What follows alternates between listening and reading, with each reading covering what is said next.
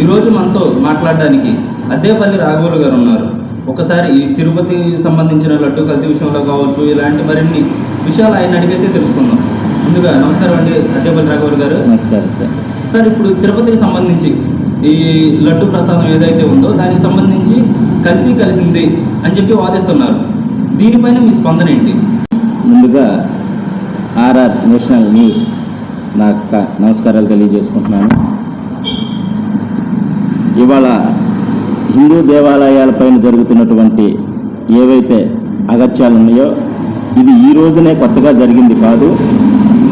కాకపోతే ఈ రోజున తిరుపతి దేవస్థానం శ్రీవారి లడ్డు ప్రసాదంలో కల్తీ జరగటం అనేది 100% నమ్మాల్సింది అందరమే. కాకపోతే చాలా దురదృష్టకరమైన సంఘటన ఇది. ఇలా జరిగిన దాన్ని ఎందుకు జరిగింది అని ఇప్పుడు మనం బాధపడే కంటే కూడా ఇలా జరగటానికి గల కారణాలు ఏమిటి అనేది మాత్రం మనం ఆలోచన చేసుకోవాలి. ఆ విధంగా ఆలోచన చేసుకున్నట్లయితే ఇది ఇలా జరగటానికి గల కారణాలు ఏమిటంటే, ఏదైతే హిందూ ధర్మాన్ని ఆచరిస్తామో అలాంటి వ్యక్తులు ఆ యొక్క దేవస్థానంలో పనిచేయకపోవటం అనేది ప్రధానమైన కారణం ఒకటైతే, రెండవది ఏమిటంటే అతిపెద్ద ఒక విషయం, భారతదేశంలో స్వతంత్రం వచ్చిన కాడి నుంచి డాక్టర్ బిఆర్ అంబేద్కర్ గారు రాసిన రాజ్యాంగం అమలవుతుందని చెప్పి మనందరం కూడా అనుకుంటున్నాం. కానీ అతిపెద్ద కుట్ర ఏమిటంటే బ్రిటిష్ వాళ్ళు రాసిచ్చినటువంటి రాజ్యాంగం కూడా ఇక్కడ అమలవుతుంది. ఇప్పుడు కూడా భారతదేశంలో కొన్ని రాష్ట్రాల్లో బ్రిటిష్ వాళ్ళ రాజ్యాంగం అమలులో ఉండి ప్రజల్ని పాలిస్తుంది కూడా. కాబట్టి భారతదేశంలో మన భారతదేశ రాజ్యాంగం ఏనాడైతే సంపూర్ణంగా అమలవుతుందో ఆ రోజున ఇలాంటి ఘటనలు జరగకోకుండా ఆగటానికి చాలా మనకి మార్గాలు ఉన్నాయన్నమాట. ఈ 5 సంవత్సరాల్లో దేవాలయాల పైన కావచ్చు, హిందూ ధర్మం పైన కావచ్చు అనేక దాడులు అయితే జరిగాయి. కానీ గత ప్రభుత్వం ఎప్పుడూ కూడా స్పందించిన దాఖలాలు అయితే లేవు. దానిపైన మీరు ఏమనుకుంటున్నారు? ఇది స్పందించకపోవటం గల కారణాలు ఏమిటంటే బ్రిటిష్ వాళ్ళు, ఎందుకంటే ఇప్పుడు మనందరం కూడా ఇప్పుడు వీళ్ళందరూ కూడా ఏంటంటే ఇప్పుడు జరిగింది ఏంటంటే క్రిస్టియన్స్ ముఖ్యమంత్రి కావటం వల్లే హిందూ దేవాలయాల పైన అగత్యాలు జరిగినాయి అని చెప్పేసి ఇప్పుడు మనం అనుకుంటున్నాం కదా. వాస్తవానికి ఏంటంటే ఎవరు మత సిద్ధాంతాలను వాళ్ళు పాటిస్తారు. ఇప్పుడు మనం ఏదైతే మన హిందూ ధర్మంలో లడ్డులో జంతువులు కొవ్వు కలిసిందని మనం ఎంత బాధపడుతున్నామో, అంటే కొవ్వు కలవకూడదని మన సిద్ధాంతం. కానీ ఈ అన్ని మతస్థుల యొక్క వాళ్ళ సిద్ధాంతం ఏంటంటే విషాన్ని అయినా కలపాలి, దాన్ని పాడు చేయాలి, హిందూ ధర్మ పవిత్రాన్ని పాడు చేయాలన్నదే వాళ్ళ టార్గెట్. కాబట్టి వాళ్ళు ముఖ్యమంత్రులు అయినప్పుడు వాళ్ళ చేతుల్లోకి రాజ్యం వెళ్ళిపోయినప్పుడు రాజ్యాన్ని వాళ్ళు ఇష్టం వచ్చినట్టు పాలించేసుకోవటం అనేది మనకు స్వతంత్రం వచ్చిన కాడి నుంచి ఆనవాయితీకి వస్తుంది. కాబట్టి ఇక్కడ ఒక క్రైస్తవ వ్యక్తి సీఎం అవటం వలన దాదాపు ఇవాళ తిరుపతి దేవస్థానంలో ఒక లడ్డే అపవిత్రం అవటమే కాదు, అనంతపురం దగ్గర నుంచి మొదలు పెట్టుకుంటే గత 4 సంవత్సరాల్లో ఇచ్చాపురం వరకు కూడా సుమారు 142 దేవాలయాల పైన చాలా ఘోరాలు జరిగినాయి. రాముల వారి శిరస్సును కూడా కట్టించడం నరకడం జరిగింది. కాబట్టి ఇదంతా చూసుకుంటే ఏంటంటే బ్రిటిష్ వాళ్ళు రాసిన రాజ్యాంగంలో ఇది క్లుప్తంగా రాయబడింది. మనం ఎప్పుడైతే వాళ్ళ రాజ్యాలను మనం అక్కడ రాజ్యం వచ్చినప్పుడు ఆ ప్రాంతాల్లో ఉన్నటువంటి హిందూ దేవాలయాలను పగలగొట్టాలి, హిందూ దేవీ దేవతల యొక్క భూముల్ని కబ్జా చేయాలి, హిందూ దేవులను ఆరాధించేటటువంటి హిందువులు ఎవరైతే ఉంటారో మగవాళ్ళని చంపాలి, పెళ్ళైన వాళ్ళని స్త్రీలను కూడా చంపాలి, పెళ్లి కాని స్త్రీలను మాత్రమే మీరు బతికించుకోండి మీ కొరకని చెప్పేసి వాళ్ళ రాజ్యాంగంలో రాయబడింది. కాబట్టి అదేవిధంగా మరి గత 4 ఏళ్లలో చూస్తే హిందువులను చాలామంది కూడా అరెస్టులు చేయటము, గట్టిగా అడిగిన వాళ్ళని చంపేయటము, మరి 142 దేవాలయాల్లో ఇంత ఘోరం జరిగిన ఒక్క దేశం కూడా పట్టుకోకపోవడం అంటే కారణం ఏంటి? దొంగలు దొరక్క కాదు. వాళ్ళ బ్రిటిష్ వాళ్ళు రాసిన రాజ్యాంగం ఏదైతే ఉందో వాళ్ళు బ్రిటిష్ వాడు రాజ్యాంగంతోనే పరిపాలన చేశారు. కాబట్టి వాళ్ళు దాన్ని యాక్సెప్ట్ చేసుకోవాలి. జనమందరూ ఎలా చూశారంటే హిందువులందరూ భారతదేశంలో దేవాలయాల చట్టాల్లో ఇది ఉంది కదా, దీన్ని ఎందుకు పరిగణనలో తీసుకోరు అంటే ఇక్కడ దేవాలయాల్లో ఉన్న చట్టాల్లో ఉన్నటువంటి విషయాలను పరిగణనలో తీసుకునేది ఎవరికై అంటే హిందువులకే వర్తిస్తుంది. క్రైస్తవులకి వాళ్ళు పరిగణలో తీసుకోరు. వాళ్ళు దేన్ని తీసుకుంటారు? డాక్టర్ బిఆర్ అంబేద్కర్ రాజ్యాంగాన్ని వాళ్ళు పరిగణలో తీసుకోరు. తీసుకునేది వాళ్ళు బ్రిటిష్ వాడు రాసిన రాజ్యాంగాన్ని పరిగణలో తీసుకుంటారు. కాబట్టి 100% వాళ్ళు బ్రిటిష్ వాడి రాజ్యాంగాన్ని పరిపాలన చేశారు. ఈ రోజుకి కూడా బ్రిటిష్ వాడి రాజ్యాంగమే గ్రామాల్లో అమలవుతుంది. జగన్మోహన్ రెడ్డి గారు గడిచిన 5 సంవత్సరాలు ఏవైతే ఉన్నాయో, గడిచిన 5 సంవత్సరాల్లో నా పరిపాలన అనేది అన్ని మతాలకు సమానంగా అందించారు అని చెప్పడం అయితే జరిగింది. ఇది వాస్తవేనంటారా? ఎక్కడ అందించారు? అందించలేదు. అన్ని మతాలకి ఎక్కడ స్వేచ్ఛ కలిగించలే ఆయన. హిందూ ధర్మాన్ని అప్పుడు ఆయన నమ్ముకున్నటువంటి ఏదైతే ఒక మతం ఉందో ఆ మతంలో పర్టిక్యులర్గా ఉంది, హిందూ దేవాలయాలను పగలగొట్టండి, హిందూ దేవాలయాల ఆస్తులను ఆక్రమించుకోండి అని ఆయన చేసింది అదే కదా. ఇవాళ చూసుకుంటే చాలా ఇప్పుడు తిరుపతి దేవస్థానం భూముల్ని ఆయన తాకిట్లో పెట్టడానికి వెళ్ళిపోతున్నాయి కదా. హిందువులందరం కలిపి మన ఈ మధ్యన మనం ధర్నా చేసే హిందూ సంఘాలు అందరం ఐక్యమయ్యి ఆయన ఇప్పుడు గతంలో ఎప్పుడూ లేనంత విధిగా ఆయన అంత ముందుకు ఎందుకు వెళ్ళాడంటే వాళ్ళ మతం చెప్పింది. వాళ్ళ మతం చెప్పినప్పుడు ఖచ్చితంగా రాజ్యం, ఎందుకంటే వాళ్ళ దేవుడి దగ్గరికి ఆయన వెళ్ళాలంటే ఆ దేవుడు చెప్పే వాళ్ళ ధర్మసూత్రాలు ఏవైతే ఉంటే వాటిని పాటించాలి. కాబట్టి ఆయన పాటించుకుంటూ వచ్చాడు. దాంట్లో భాగంగా ఏంటంటే హిందువులను నాశనం చేయడమే ఆయన టార్గెట్, హిందూ దేవాలను నాశనం చేయడమే ఆయన టార్గెట్. అంతర్వేదిలో రథం తగలబడినప్పుడు 142 మందిని అరెస్టు చేశామని చెప్తున్నారు ప్రభుత్వం.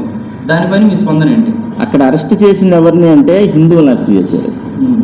రథం దగ్ధం చేసిన వాళ్ళని అరెస్ట్ చేయాలి, హిందువుల్ని. ఎందుకంటే అంతర్వేది రథాన్ని దగ్ధం చేసినందుకు దొంగలను పట్టుకోలేకపోతే హిందూ సంఘాలందరూ కూడా ఐక్యతగా వెళ్ళి మరి అంతటి అన్యాయం జరిగినప్పుడు హిందువులకి దాని ఎన్నో సంవత్సరాల నుంచి ఉన్నటువంటి రథం చరిత్రాత్మకమైన రథం దగ్ధమైపోతే హిందువులందరూ కూడా ఐక్యతగా వెళ్ళి ఆ యొక్క ఇలాంటి అక్రమాలని జరగకుండా ఆపటం కోసం వెళ్ళిన సందర్భంలో అక్కడ అదే అంతర్వేది దేవాలయానికి సంబంధించినటువంటి భూమిలో బ్రిటిష్ వారికి సంబంధించిన కట్టడం ఒకటి ఉంది.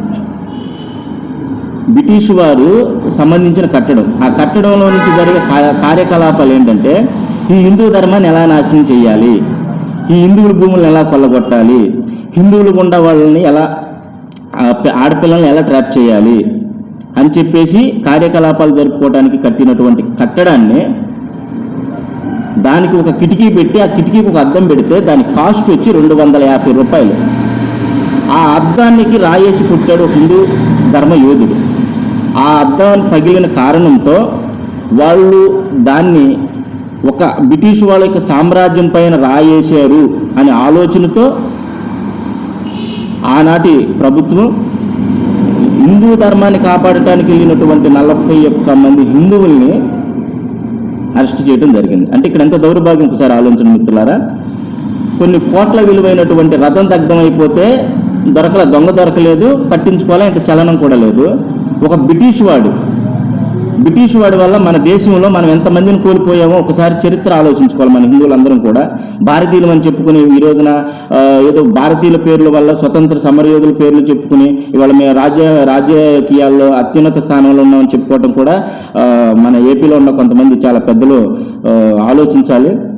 ఎందుకంటే స్వతంత్రం అనేది ఎందుకు వచ్చింది అనేది చాలా ఇంపార్టెంట్. ఇక్కడ స్వతంత్రం అనేది జరిగింది ఒక బ్రిటిష్ వాళ్ళ మీదే కాదు, ఇక్కడ జరిగింది ఒక భారతీయులకి బ్రిటిషర్లకు కాదు, ఒక హిందూ ధర్మానికి, హిందూ మతానికి, హిందువులకి అక్కడి నుంచి వచ్చినటువంటి బ్రిటిష్ క్రైస్తవులకు మధ్యన జరిగింది స్వతంత్ర పోరాటం. దాంట్లో భాగంగా మన భారతీయులు 4,50,000 పైచిలకు జనాభా చనిపోవటం జరిగింది. కారణం ఏంటంటే అక్కడి నుంచి ఒక దుర్మార్గుని తీసుకొచ్చారు ఇక్కడికి. బ్రిటిష్ వాళ్ళు వచ్చిన తర్వాత ఈ దేశాన్ని వాళ్ళు కైవసం చేసుకోవడానికి కొన్ని సంవత్సరాలు పాలించినా కూడా దేశం వాళ్ళ చేతుల్లోకి వెళ్ళట్లా, పరాయి దేశాలు వెళ్ళినట్టుగా. కారణం ఏంటని చెప్పేసి బ్రిటిష్ వాడు అక్కడి నుంచి ఒక వ్యక్తిని పిలుచుకున్నాడు. వాళ్ళకి ఇక్కడ ఏదైతే అక్కడ అగ్రరాజ్యాలకు పరిపాలిస్తున్నా అక్కడి నుంచి డేవిడ్ మెకాల్డీ అని పిలుచుకుని దేశం మొత్తం తిప్పి ఈ దేశాన్ని నేను ఎందుకు కైవసం చేసుకోలేకపోతున్నాను అసలు ఏంటి అని చెప్పి ఆ మెకాల్డీని అడిగిన సందర్భంలో ఆ బ్రిటిష్ అధ్యక్షుడికి ఆయన చెప్పిన సందేశం ఏంటంటే ఈ దేశంలో కుటుంబ వ్యవస్థ బలంగా ఉంది, హిందూ ధార్మిక వ్యవస్థ బలంగా ఉంది, ఇక్కడ సంస్కృతి సాంప్రదాయాలు చాలా బలంగా ఉన్నాయి. ఇక్కడ సిరి సంపదలు చాలా బలంగా ఉన్నాయి. ఇవన్నీ ఉన్నన్నాళ్ళు ఈ దేశాన్ని నువ్వు 10 జన్మలు ఎత్తినా సరే ఈ దేశాన్ని ఏమీ చేయలేవు అన్నప్పుడు ఆనాడు బ్రిటిషుడు ఒక డేవిడ్ మెకాల్డీ చేత ఒక రాజ్యాంగాన్ని రాపించాడు. ఆ రాజ్యాంగమే ఈరోజు కూడా అమలవుతుంది. కుటుంబ వ్యవస్థ నాశనం చేయాలని, విద్యా విధానాన్ని నాశనం చేయాలని, హిందూ దేవాలయాలను నాశనం చేయాలని, హిందూ దేవతల మీద దుష్ప్రచారం చేయాలని ఇలాంటి కోణంలో రాసుకుంటూ వచ్చిన సందర్భంలో స్త్రీలను కూడా చాలా అఘోరంగా, ఎంతంటే అంత హీనంగా హిందూ ధర్మంలో కొనసాగినటువంటి మఠాధిపతులుగా పీఠాధిపతులుగా చాలామంది స్త్రీలను కూడా ఆ రోజుల్లో ఘోరాతి హీనంగా హింసించి చంపారు. సాక్ష్యాలు ఈ రోజుకి కూడా మన దగ్గర చాలా భద్రంగా ఉన్నాయి. కాబట్టి ఆ రోజున అన్ని బాధలు హిందువులు చేస్తున్న టైంలో చూసి మన వాళ్ళు లాభం లేదని చెప్పి ఆ రోజు స్వతంత్ర ఉద్యమానికి కంకణం కట్టుకుని మరి ఇంతమంది స్త్రీల్ని ఇబ్బంది పెడుతున్నారు, హిందూ దేవాలయాన్ని పాల్గొడుతున్నారని చెప్పి ఆ రోజు స్వతంత్ర పోరాటం మొదలుపెట్టి ఆ స్వతంత్ర పోరాటమే రాజకీయంగా వచ్చింది మనకి స్వతంత్రం వచ్చిన తర్వాత. కానీ స్వతంత్రం వచ్చినాక రాజకీయం ఎటువైపు పోతుంది? హిందూ ధర్మాన్ని కాపాడటానికి రాజకీయంగా ఉండట్లా. వాళ్ళ ఓట్లు రాజకీయ ప్రయోజనాల కోసము, కులాల కోసము, కుటుంబాల కోసము వెళ్ళిపోయింది తప్పితే ఆ రోజు స్వతంత్రంలో చనిపోయిన వాళ్ళలో కడుపులో ఒక బిడ్డ, చేతిలో ఒక బిడ్డ పెట్టుకుని కూడా చనిపోయిన స్త్రీలు ఎంతోమంది ఉన్నారు. ఇవాళ మనం బతుకుతున్నటువంటి బతుకు ఇవాళ మన నానిచ్చిన 4 ఎకరాలో లేకపోతే తాత ఇచ్చిన 4 ఎకరాలో తాత మన అకౌంట్లో వేసిన 4 కోట్లు కాదు. వాళ్ళు చనిపోయిన ఎవరైతే మన్యం ప్రజలు ఉన్నారో వాళ్ళు ప్రాణ భిక్షే ఈ రోజున మన బతుకు. కాబట్టి ఈ రోజున అంతర్వేదిలో 41 అరెస్ట్ చేయడానికి గల కారణాలు ఏమిటంటే రాజకీయ కోణాల్లో హిందూ ధర్మం కోసమే పుట్టినాయి కాబట్టి హిందూ ధర్మాన్ని 100% కాపాడాల్సిందే. పరమతాలను గౌరవిస్తాం చట్టబద్ధంగా ఉంటే, కానీ వాళ్ళ ధర్మాలను తీసుకొచ్చేసి వాళ్ళ చట్టాలని వాళ్ళ రాజ్యాంగాలను తీసుకొచ్చి మన భారతదేశంలో పెట్టి మన భారతదేశంలో అవి చలామణి అవ్వాలి అని చెప్పి కోణంలో ఉంటే ఇది కరెక్ట్ అయిన ఆలోచన కాదు. మన రాజకీయ నాయకులు ప్రధానంగా ఇది ఎందుకంటే ప్రజలు చేసేది కాదు, రాజకీయ నాయకులు కంపల్సరీ దీని మీద దృష్టి పెట్టాలి, దీన్ని చదవాలి. ఎవరైనా కనుక ఇప్పుడు వరకు ఏంటంటే చాలా మంది అనుకోవచ్చు, అరే భారతదేశంలో డాక్టర్ బిఆర్ అంబేద్కర్ రాసిన రాజ్యాంగమే కదా ఉంది, ఇదేంటి అద్దెపల్లి రాఘవల్ అనే వ్యక్తి బ్రిటిష్ వాళ్ళు రాసిన రాజ్యాంగం అమలవుతుంది అంటారేమో. షూర్, నేను చెప్తున్నా బ్రిటిష్ వాడు రాసిన రాజ్యాంగం అమలవుతుంది. ఆ రాజ్యాంగం కావాలని ఎవరైనా అడిగితే నేను ఇవ్వడానికి సిద్ధంగా ఉన్నా. మీడియా ముందు ఆ రాజ్యాంగం. మీరు అంత కాన్ఫిడెంట్గా బ్రిటిష్ రాజ్యాంగం మన దేశంలో అమలవుతుంది అని చెప్పడానికి మీకు సంబంధించి మీ రియాలిటీలో ఎదుర్కొన్నటువంటి ఏవైనా ఒక 2 చెప్పండి. ఉన్నాయండి, ఎందుకంటే ఉదాహరణకి నేను ఎదుర్కొన్న సమస్యలే ఉన్నాయి. మాది బాపట్ల జిల్లా, ఆంధ్రప్రదేశ్ బాపట్ల జిల్లా నగరం మండలం, రేపల్ కాన్స్టిట్యున్సీలో నగరం మండలం Sajjavaripalem village SC colony. Tirumala Tirupati Devasthanam వారి ఆర్థిక సహకారంతో మరి మేము ఒక రామాలయం నిర్మించుకోవడం జరిగింది. ఎస్సీ కాలనీలో హిందువులుగా ఉన్న వాళ్ళని, అంటే మా 180 కుటుంబాలు మా పల్లిలో ఉంటే దాంట్లో అందరూ కన్వర్షన్ అయిపోయిన వాళ్ళు ఒక 20 కుటుంబాల వరకే హిందువులుగా ఉన్నాం. సరే, మేము వాస్తవానికి కన్వర్షన్ అయిపోయిన వాళ్ళని కూడా మేమేం డొనేషన్లు అడగలేదు, వాళ్ళు కూడా మాకు రూపాయి ఇచ్చిందేం లేదు. మేము మా టీటీడీ వాళ్ళు ఇచ్చినటువంటి 5 లక్షలతో, బట్ ఏదో ఊర్లో ఒక వ్యక్తి ఒక 6,000 ఇచ్చాడు, తర్వాత ఇంకా ఇతరులు ఎవరిని అడిగితే మొత్తం కలిపిన మాకు ఒక 50,000 డొనేషన్ వచ్చింది. దీంతో ఉన్నంతలో ఒక రామాలయం నిర్మించడం జరిగింది. కానీ నిర్మించడం మొదలుపెట్టిన కాడి నుంచి మాకు అడ్డంకులు ఎదురవుతూనే వచ్చినాయి. కారణం ఏమిటి అంటే మా యొక్క ఎస్సీల నుంచి ఎవరైతే కన్వర్షన్ అయ్యారో క్రైస్తవ మతంలోకి వాళ్ళు వచ్చేసి మేము ఎక్కువ జనాభా ఇక్కడ ఉన్నాము, ఎక్కువ జనాభా మేము కన్వర్షన్ అయి ఉన్నాం కాబట్టి మీ హిందువులు తక్కువ కాబట్టి హిందూ దేవుళ్ళు సైతాన్లు కాబట్టి సైతాన్ని తీసుకొచ్చి ఊరి మధ్యలో పెట్టడానికి మేము ఒప్పుకోము అని అన్నారు. ఎవరు చెప్పారా మీకు ఈ మాట అంటే మా రాజ్యాంగంలో మాకుంది. ఎక్కడ రాజ్యాంగం ఎక్కడ ఉంది చూపించండి అంటే డాక్టర్ బిఆర్ అంబేద్కర్ రాసిన రాజ్యాంగం చూపించట్లేదు, బ్రిటిషులు రాసిన రాజ్యాంగాన్ని చూపిస్తున్నారు తీసుకొచ్చి. ఇదేంద్ర బాబు స్వతంత్ర పోరాట ఉద్యమం చేసింది బ్రిటిషర్లు మేము చేసాము, వాళ్ళని పంపించేసాము, స్వతంత్రం వచ్చి 74 సంవత్సరాలు అయింది అంటే అప్పటికి మా ఉద్యమం స్టార్ట్ అయినప్పటికీ ఇంకా బ్రిటిషర్ల సంస్కృతిని మీరు ఇంకెందుకు ఫాలో అవుతున్నారు అని చెప్పి మేము ప్రశ్నించినప్పుడు వాళ్ళు చెప్పిన మాట ఏంటంటే మీకు స్వతంత్రం వచ్చిందని మీరు అనుకుంటున్నారేమో కానీ ఈ రోజు కూడా ఈ భారతదేశం మా చేతిలోనే ఉంది, మా యొక్క బ్రిటిషర్ల చేతిలోనే ఉంది, బ్రిటిష్ల వారసులు మేము కాబట్టి ఇక్కడ మీరు గుడి కడతానికి వీలు లేదు అని చెప్పినప్పుడు నేను గవర్నమెంట్ ఈ విషయాన్ని దృష్టిలో పెట్టుకుని నాకు కూడా చాలామంది రిటైర్డ్ ఐఏఎస్లతో ఐపీఎస్లతో నాకున్నటువంటి సంబంధాలతో నేను కొన్ని సంఘాలు స్వచ్ఛంద ఈ దేశం కోసం ధర్మం కోసం నిరంతరం కుటుంబాలను వదిలిపెట్టి పనిచేసినటువంటి సంఘాలతో నేను పనిచేసి ఉన్నాను కాబట్టి నాకున్నటువంటి గైడెన్స్ అనుభవాలతో నేను గవర్నమెంట్ అధికారులని అప్రోచ్ అవ్వడం జరిగిన క్రమంలో వాళ్ళు ఎంక్వైరీలకు రావడం జరిగింది గ్రామంలోకి. ఇలాంటి ఇది చాలా నేషనల్ ఇష్యూ, ఇలాంటి మీరు రేట్ చేయకూడదు, అతను గుడి కట్టుకుంటున్నారు కట్టుకొని అని చెప్పిన సందర్భంలో వాళ్ళకి సరైన నువ్వు కొట్టి పంపించేసి తర్వాత మమ్మల్ని చంపడానికి మా ఇంటి మీద దాడికి వచ్చారు. దీనికి కారణం ఏంటంటే హిందువులుగా ఉన్న వాళ్ళని చంపాలి, దేవాలయాలను పగలగొట్టాలి మా రాజ్యాంగం మాకు చెప్పింది కాబట్టి వాళ్ళు రిఫరెన్స్ ఇస్తున్నారు. మేము పలానా దాంట్లో ఉంది, ఇది మాకు ఇది రాసింది మా రాజ్యాంగంలో కాబట్టి మేము చేస్తేనే మేము ఎలిజిబుల్ అవుతాము, బ్రిటిష్ల వారసులుగా మేము ఎలిజిబుల్ అవ్వాలంటే వాళ్ళు చెప్పింది మేము ఆచరించాలి అని చెప్పేసి వాళ్ళు మాట్లాడుతున్నారు. అంటే వాళ్ళు రిఫరెన్స్ ఇచ్చిన దాంట్లో హిందూ దేవీ దేవతల విగ్రహాలు ఏవైతే ఉన్నాయో వాటిని పగలగొట్టండి, లేదా గుడిని పగలగొట్టండి, హిందువులపైన దాడి చేయండి అని ఉందా? ఉంది, 100% ఉంది. దానికి మీరు బేస్ అయి ఉంటారా? అంటే బేస్ అంటే అర్థం కాలేదు. అంటే వాళ్ళు 100% వాళ్ళ దాంట్లో ఇలా ఉంది 100%. ఎవరు వచ్చినా నేను ఎంత పబ్లిక్గా డిబేట్లో ఇంకా ఇంకా ఇంకా పెద్ద ఛానల్ వాళ్ళు వచ్చినా ఇంకా లేదంటే ఏ స్థాయిలో వాళ్ళు వచ్చినా అది రిఫరెన్స్ పూర్తిగా చూపించి దాన్ని నేను ఖచ్చితంగా చూపించడానికి నేను సిద్ధంగా ఉన్నాను. కాకపోతే నా రిక్వెస్ట్ కూడా ఏంటంటే ఈ రాజ్యాంగాన్ని మాత్రం దాదాపు 73 ఇవాళ ఇది ప్రపంచంలో 73 దేశాల్లో ఈ రాజ్యాంగాన్ని బ్యాన్ చేశారు. దురదృష్టం ఏంటంటే మన భారతదేశంలో కావట్లా, వాస్తవానికి ఫస్ట్ కావాల్సింది మన భారతదేశంలో అది. కానీ మన భారతదేశంలో ఇంకా బ్రిటిష్ వాడు రాజ్యాంగాన్ని మోసుకుంటూ వచ్చారు. ఇంకా స్వతంత్రం వచ్చినా కూడా ఇన్నాళ్ళు ఇంకా అది కొనసాగుతూ అంటే చాలా బాధాకరమైన విషయం. కాబట్టి దాన్ని ఎక్కడైనా హిందూ సంఘాలందరూ కూడా కలిసి హిందువులందరూ ఐక్యతగా కలిసి ఆ యొక్క మనం ఎప్పుడైతే ఆ రాజ్యాంగాన్ని ఇక్కడ మనం బ్యాన్ చేయగలుగుతామో ఆ రోజునే దేవాలయాల మీద, హిందువుల మీద, హిందూ సంఘాల మీద దాడులు ఆగుతాయి. ఇప్పుడు మీరు ఇంతకుముందు మాట్లాడుతూ నేను ఒక ఎస్సీ కమ్యూనిటీ అని చెప్పారు. ఎస్సీ కమ్యూనిటీ అంటే చాలామంది అనుకుంటారు 100% కూడా కన్వర్టెడ్, ఒక క్రిస్టియన్ మతంలోనే ఉంటారు అని. కానీ మీరు ఇంతగా హిందుత్వాన్ని ప్రేమించడానికి గల కారణం ఏంటి? ఫస్ట్ చాలామంది ఎస్సీ నాయకులు కూడా చాలామంది కూడా అంటారు వీళ్ళు పడి, బట్ రాజకీయాల్లో ఉన్నటువంటి పెద్దలు కానీ లేదంటే ఇవాళ ఐఏఎస్ క్యాడర్లో చదువుకున్నటువంటి వ్యక్తులు కూడా నేను నా ఇష్యూలు జరిగినప్పుడు క్రమంలో వెళ్ళినప్పుడు తెలిసింది ఏంటంటే సామాన్య మానవులే కాదు ఎస్సీలు అంటే క్రైస్తవులు అనుకోవటము. బట్ పెద్ద పెద్ద ఐఏఎస్ చదివిన వాళ్ళు కూడా అవగాహన లేదు కొంతమందికి అని నేను ఖచ్చితంగా చెప్తాను. నా ఇష్యూ జరిగినప్పుడు నేను ఎదురు చూశాను. అంటే ఎస్సీలు ఏంటి, మీరు హిందువులు మతంలో ఉండటం ఏంటని చాలామంది అడిగాను. నేను జిల్లా ఆఫీసులకు వెళ్ళినప్పుడు కావచ్చు, మండల ఆఫీసులకు వెళ్ళినప్పుడు కావచ్చు, ఆ కింద క్యాడర్ మొత్తం కూడా.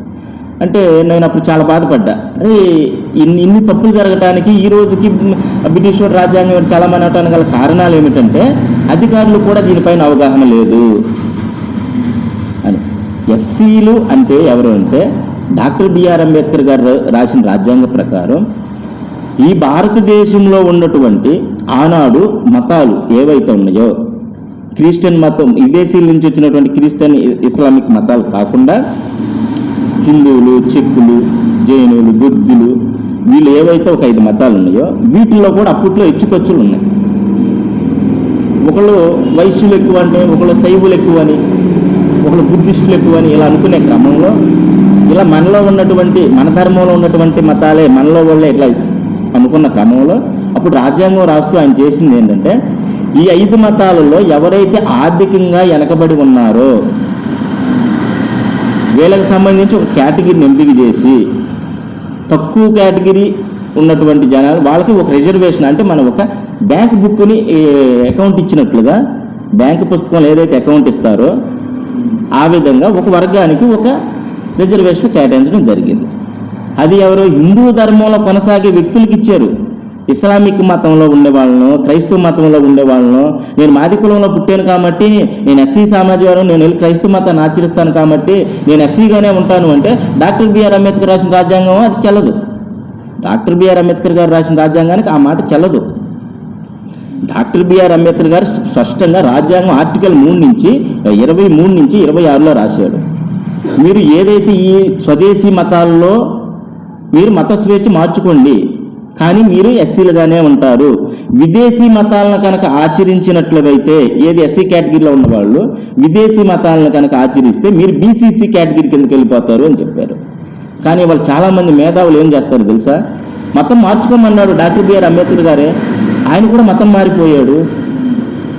ఆయన ఏ మతంలోకి మారాడో చెప్పరు.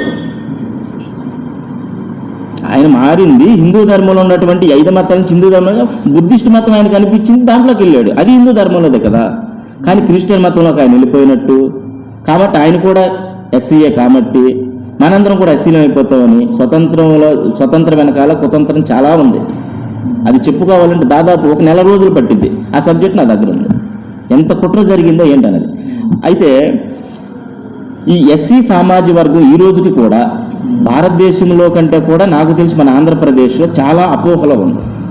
కానీ వాస్తవానికి డాక్టర్ బిఆర్ అంబేద్కర్ గారి రాజ్యాంగం కనుక సంపూర్ణంగా అమలు అయితే నష్టపోయేది ఎస్సీ సామాజిక వర్గంలో ఉన్నటువంటి దళిత సోదరులు ఎవరైతే ఉన్నారో వీళ్ళు ఒక బ్రిటిషోడు రాసిన రాజ్యాంగాన్ని నమ్ముకుని వీళ్ళే నష్టపోతారు. హిందూ ధర్మాన్ని నమ్ముకుని ఉన్నటువంటి ఎస్సీలు ఎవ్వరూ నష్టపోరు. నేను ఎస్సీగా ఉండటానికి గల కారణం ఏంటంటే, స్వతంత్ర పోరాట ఉద్యమంలో చాలామంది వాళ్ళ ప్రాణాలు కాపాడుకోవటం కోసం, వాళ్ళ భార్యలను స్త్రీలను కాపాడుకోవటం కోసం మతం మారిపోయిన వాళ్ళు చాలామంది ఉంటారు. లేదంటే స్వతంత్రం వచ్చిన తర్వాత బ్రిటిష్ వాడు ఇచ్చే డబ్బుల కోసం మతం మారిన వాళ్ళు చాలామంది ఉన్నారు. కానీ మా పూర్వీకులు అలా మారలా. ఈ రోజు కూడా ఆ రోజు మారలా, ఈ రోజు మారలా. మేము ఎస్సీలు అంటే ఒక హిందూ సామాజిక వర్గానికి చెంది ఒక జాంబవంతుడు వంశానికి చెందిన వాళ్ళు. మేము జాంబవంతుడు యొక్క వారసులమి, మాతంగ మహాముని యొక్క వంశానికి చెందిన వాళ్ళం. కాబట్టి నాకు మా యొక్క కులం పైన నాకు తెలిసినంత వరకు ధర్మం పట్ల నాకు అవగాహన ఉంది. కాబట్టి మేము ఎస్సీలు అంటే కూడా ఈ ఆంధ్రప్రదేశ్లో కాదు, భారతదేశంలో ఎవరూ కూడా క్రైస్తవులు కాదు, అందరూ హిందువులే. కన్వర్షన్ అయిపోయిన వాళ్ళు మాత్రం వాళ్ళకు కులం ఉండదు. డాక్టర్ బిఆర్ అంబేద్కర్ చాలా క్లియర్గా చెప్పాడు. నేను మాదిగల్లో ఉండి కులం మారాను కాబట్టి నాకు అదే కులం ఉంటుందని చాలామంది చెబుతున్నారు. కులం ఉండదు. మాదిగల కులకి కాదు, అదర్ ఏ క్యాస్ట్ వాళ్ళకు కూడా కులం ఉండదు. వాళ్ళ కులం క్రిస్టియన్. ఎందుకంటే ఇస్లామిక్ చూసుకున్నాం మనం. ఇస్లామిక్ అందరూ కూడా కులం మారిపోతే దాంట్లో నేను Reddy Islamic, come Islamic, Madiga Islamic అని ఎక్కడ ఉండదు. ఇస్లామిక్. కాబట్టి క్రైస్తవంలో కూడా అంతే. క్రైస్తవం అంటే క్రైస్తవే. క్రమ క్రైస్తవో, కాపు క్రైస్తవో, రెడ్డి క్రైస్తవో, నాయుడు క్రైస్తవో ఏం లేదు అక్కడ. క్రైస్తవం అంటే క్రైస్తవం, అక్కడ కులం లేదు. కాబట్టి ఈ విషయాన్ని కూడా చాలా రాష్ట్రంలో ఉన్నటువంటి పెద్దలు చాలామంది కూడా నాకు తెలిసి ఈ వీడియో చూసిన తర్వాత ఆలోచించే వాళ్ళు 100కి 5 ఉంటారని నేను ఆలోచిస్తున్నాను. వీలైనా విశ్లేషించుకోవాలి. మేధావులు చాలామంది దీన్ని పట్టుకుంటారని నాకు తెలుసు. ఖచ్చితంగా ఇది రాజ్యాంగంలో ఉన్నదే. నేనేది కలుపుతానని చెప్పట్లా. రాజ్యాంగంలో ఉన్నదాన్ని, అంబేద్కర్ రాసిన రాజ్యాంగాన్ని బతికించాలని నేను ఈ దేశంలో ఉన్న ప్రజలను కోరుకుంటున్నాను. అలాగే అంబేద్కర్ గారు ఎంతో ఒక మంచి ప్రతిష్టాత్మకంగా ఒక కమిటీతో ఒక మంచి అద్భుతమైన రాజ్యాంగాన్ని భారతదేశానికి అందించారు. దాంట్లో విలువలను కాపాడితేనే దాంట్లో ఉన్న దేవాలయాల చట్టాలు, విభజన చట్టంలో కూడా ఇక్కడ మనకు 2 చట్టాలు ఉంటాయి, గమనించాలి. ఒకటి డాక్టర్ బిఆర్ అంబేద్కర్ గారు రాసిన రాజ్యాంగాల చట్టాలు కొన్ని అయితే, దేశం విడిపోయేటప్పుడు చట్టాలు కొన్ని ఉన్నాయి. అవి చాలామంది పరిగణలో తీసుకోరు, అసలు జనాల దగ్గరికి రానివ్వాలి. అవి ఆ చట్టాలు జనాల్లోకి ఎప్పుడైతే వస్తాయో పబ్లిక్లోకి, ఆ రోజున మనిషిగా బతకటం నేర్చుకుంటారు. ఇవాళ మనిషిగా బతకటం ఎవడు? ఒక కుటుంబం కోసం బతకటం కంటే కూడా ఒక మతాన్ని, విశ్వాసాలను కాపాడుకోవడం కోసం ఇతర మతాలని, ఇతర ధర్మాలను నాశనం చేయడానికి ఏమాత్రం వెనకాడినటువంటి వ్యక్తులు ఈ రాష్ట్రంలో చాలామంది ఉన్నారు. కాబట్టి ఈ యొక్క ఎస్సీ సామాజిక వర్గంలో మాత్రం అందరూ హిందువులే. నేను అందుకే సంపూర్ణ హిందువుకి ఈ రోజున ఏ రూపాయికి కూడా ప్రలోభపడలేదు. ఇంకో విషయం ఏంటంటే మీకు చెప్పడం మర్చిపోయాను, ఈ మధ్య రీసెంట్గా నా మీద నన్ను చంపడానికి మా ఇంటి మీద 100 మంది వచ్చిన టైంలో కూడా, అంతకుముందు కూడా నాకు ఫోన్ చేసి మా గ్రామానికి సంబంధించిన ఒక పెద్ద ఆయన నీకు 20 lakhs ఇస్తామని చెప్పి కూడా నాకు చెప్పాడు. కారణం ఏంటంటే 20 lakhsకి సంబంధించి నేను పెట్టినటువంటి చట్టపరంగా నేను ఏదైతే అధికారులకు నేను ఇచ్చిన అర్జీలు ఉన్నాయో, ఎందుకంటే వీళ్ళు రిజర్వేషన్ పోతే నాకు భయాలు వచ్చేసినాయి. ఇక ఆ భయాలు వచ్చి రిజర్వేషన్ కాపాడుకోవాలంటే వీడికి ఏదో డబ్బులు ఇస్తా అవుతాను. నేను ఆశతో వచ్చినాను కాదు. నేను హిందూ ధర్మాన్ని, ఈ దేశం కోసం, ధర్మం కోసం హిందూ ధర్మానికి నా వంతుగా నేను సహకారం అందించాలి, టైం కేటాయించాలి ఆలోచన వచ్చినాను కాబట్టి నాకు అదృపయకూడదు, ధర్మాన్ని దేశాన్ని రక్షించుకుందామని చెప్పి ఆలోచనతో వాళ్ళతో మాట్లాడినప్పుడు ఇంట్లేదంటే మన పెద్ద ఆయన కూడా చెప్పాడంట. అయితే ఆయన అన్న వాయిస్ నా దగ్గర అయితే లేదు, కానీ ఆయన చెప్పాడని చెప్పి మా ఊరు చర్చిలో ఏది బ్రిటిష్ వాళ్ళ భవనంలో పెద్దగా మాట్లాడటం జరిగింది.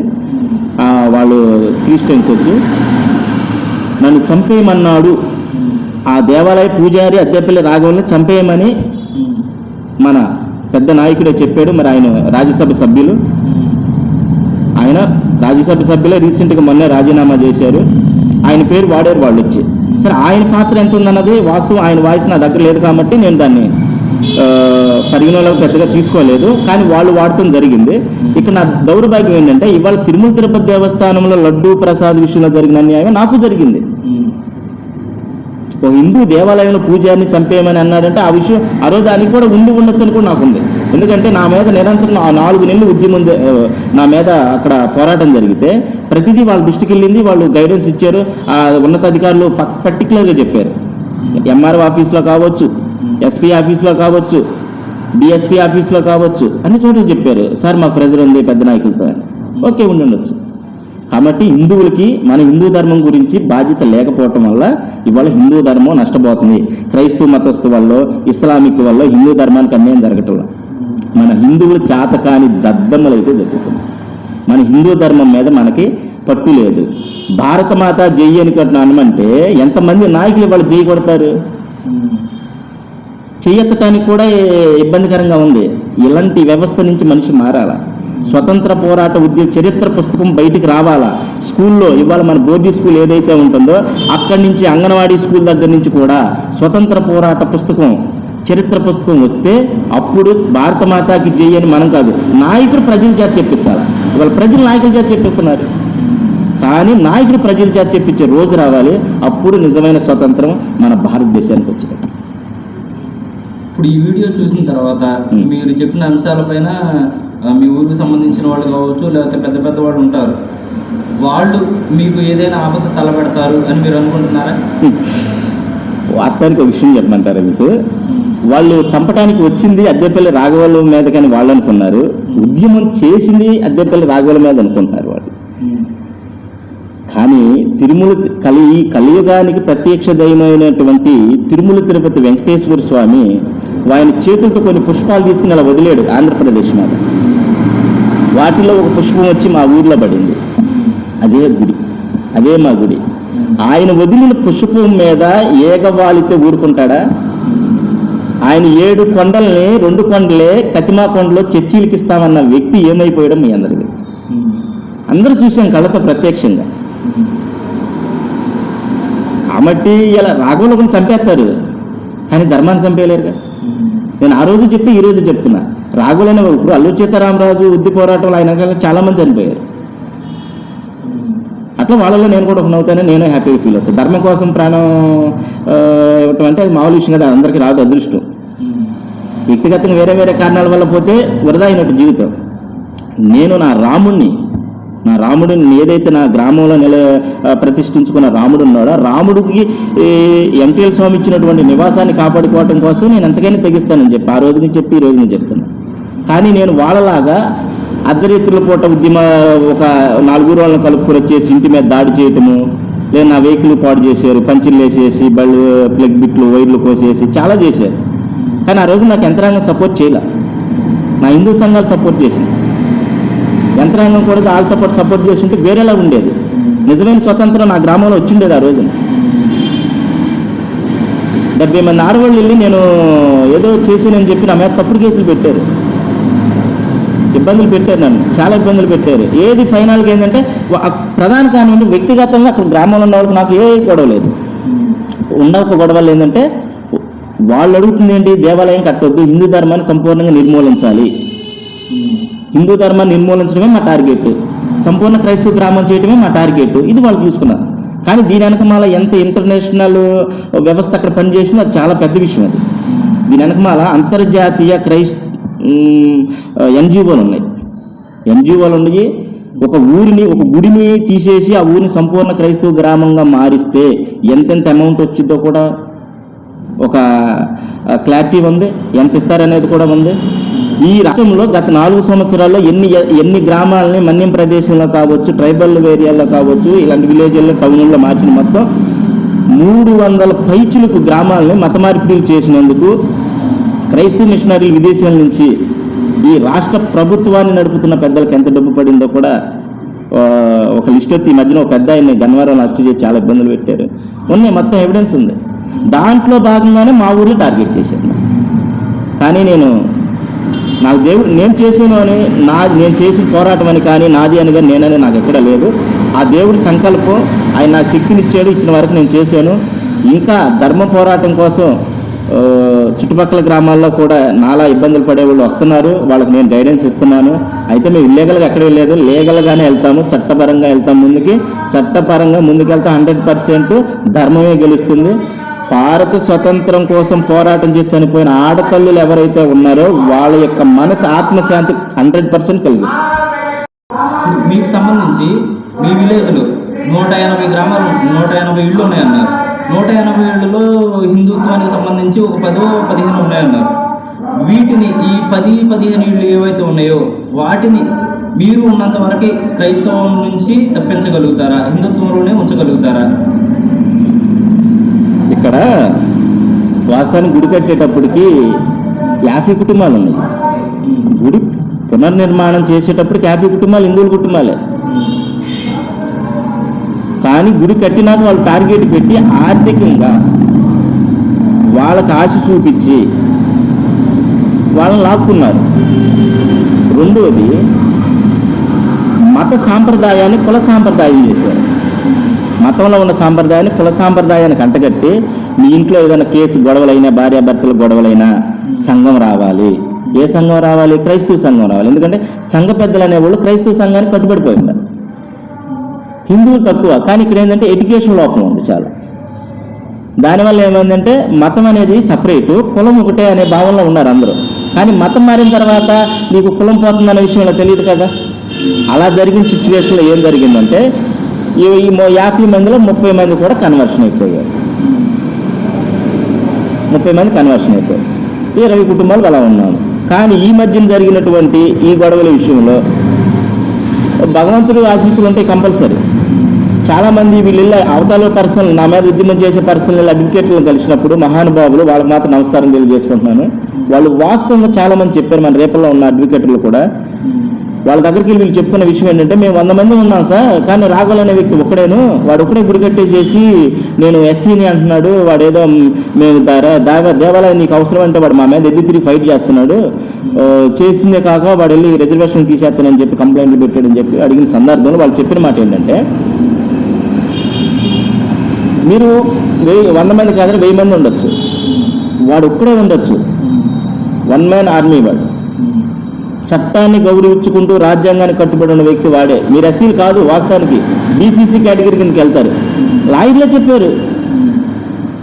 అలా చెప్పుకుంటూ వచ్చిన క్రమంలో వీళ్ళు వెళ్ళిన సందర్భంలో వీళ్ళకి పెద్ద పెద్ద ఆఫీసులు కూడా వీళ్ళకి గైడెన్స్ ఇచ్చేశారు. మీరు హిందూ ధర్మాన్ని ఆచరించకపోతే పర్లా, కానీ దేవాలయం జోలికి అతని జోలికి వెళితే మీ రిజర్వేషన్ 100% మీరు వదులుకోవాలి. దీనివల్ల మీ పిల్లల భవిష్యత్తు నాశనం అయిపోతుంది. మీ పిల్లలకి స్కూల్లో పెన్ను కూడా ఎవరు అనే విషయం గ్రామంలోకి వచ్చింది. ఆ విషయం రావడంతో గత సంవత్సరం కానీ, అంటే అంతకుముందు ప్రతిష్ఠ చేసిన సంవత్సరం 300 మంది భోజనం వండితే 50 మంది వచ్చి భోజనం చేశారు. మా 10 వాళ్ళు కానీ పక్కన ఉన్న రిలేషన్స్ వచ్చిన వాళ్ళు కానీ ఎవరు భోజనానికి రాలా. నిన్న వినాయక చవితి చేసి మేము అన్నదాన కార్యక్రమం నేను ఒక 150 మందికి పెడదామని మా హిందువుల సభ్యులు అనుకుంటే 200 మందికి అయింది అది. కానీ భోజనం సాల్లా.